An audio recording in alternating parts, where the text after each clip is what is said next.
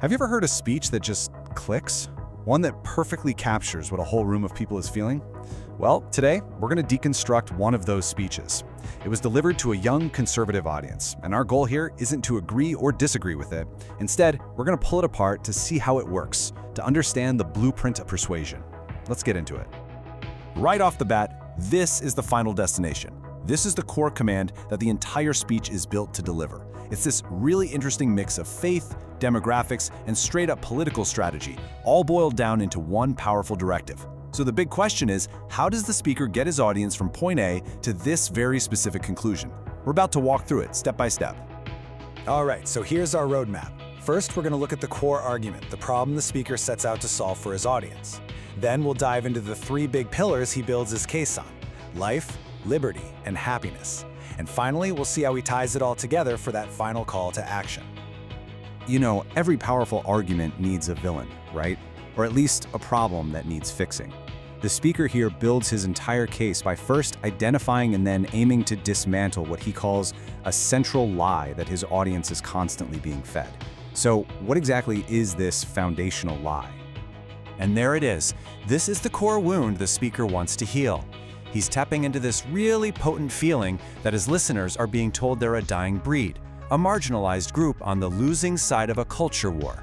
He then positions his entire speech as the weapon they can use to, in his own words, disembowel and destroy that lie forever. So his first move is to draw a really clear line in the sand, a classic us versus them.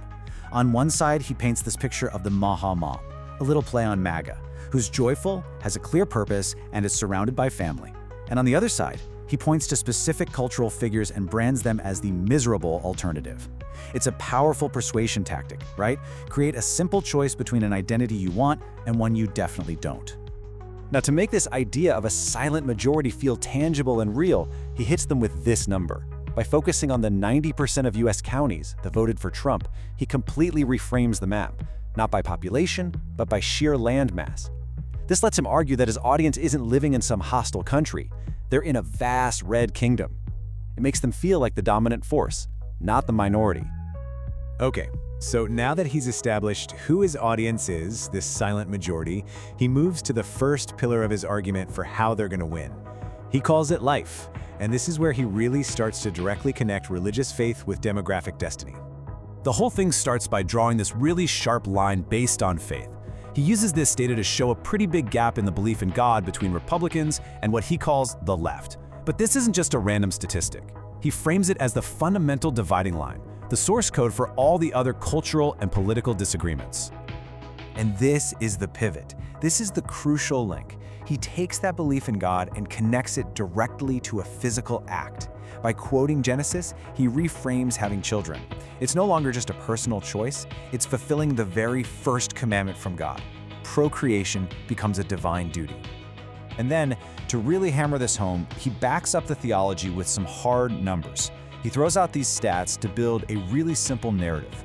One side is the party of parents, and the other side is increasingly childless.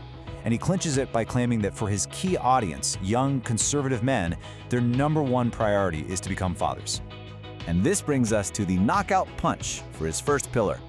The logic is presented as being totally straightforward. If one side is having all the kids and the other side isn't, the only way for the childless side to survive culturally is to win over the other side's kids. And the word he uses for that process? Indoctrination. So if that first pillar was all about demographics, this second one, liberty, is all about philosophy. The core idea here is that the desire for freedom isn't some political opinion you learn in school. It's a natural, God-given instinct that you're literally born with. Here's how he defines liberty. It's not a man-made concept. It's a gift from a creator. And the logic he lays out is pretty clear. If you don't believe in a creator, and he's pointing right back to the data from the first pillar, then the whole idea of inalienable rights just completely falls apart. Now, this is a pretty big philosophical idea, right? So to make it feel real and personal, he switches gears. He moves away from theory and into storytelling. He doesn't quote some old philosopher, he tells a story about his own baby daughter. And there's the punchline. It's aimed squarely at an audience that has some very strong feelings about the pandemic. He says his 6-month-old daughter is smarter than Dr. Fauci because she instinctively recoiled when he tried to put a mask on her. This is such a classic rhetorical move. That personal story isn't just a cute anecdote, it's being presented as proof. He's using his baby's reaction as evidence that the desire for liberty is a pure, natural instinct. He's effectively turning his own daughter into a symbol of a pre-political rejection of government mandates. That brings us to the third and final pillar of the argument. This one tries to answer the big question: what's the whole point of all this life and liberty? He calls it the pursuit of happiness. And just like before, he presents his audience with a very clear choice between two totally different paths. And the choice he lays out is between an external focus and an internal one. He argues one path to happiness is found outside of yourself, in things like faith, family, and your community. The other path? He frames it as being totally internal and self-obsessed, defined by asking yourself over and over again, what do I feel like today? And here's where he adds another layer of authority to his argument. He claims that his path, the one focused on family and kids, isn't just about faith or tradition. He actually asserts that it is scientifically proven to be the source of real, lasting joy. It's an attempt to merge the authority of God with the authority of science. And now we get to the grand finale.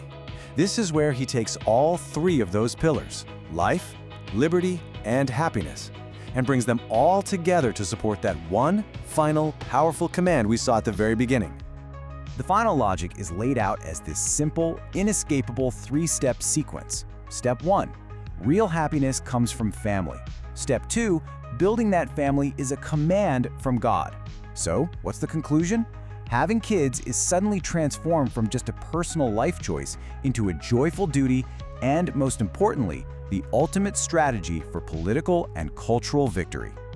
And finally, to make this grand strategy feel less like a theory and more like something you can actually do, he ends with a personal testimony. He shares a story about another conservative leader who encouraged him to get married and have kids. He's basically modeling the exact behavior he wants from his audience, presenting his own family as living proof that the strategy works. So, we'll leave you with this final thought to chew on. When the deeply personal decision to have a family gets framed as a public, political strategy for winning a culture war, how does that change the conversation? What does it really mean when demographics are no longer just data points, but a declared battleground for the future?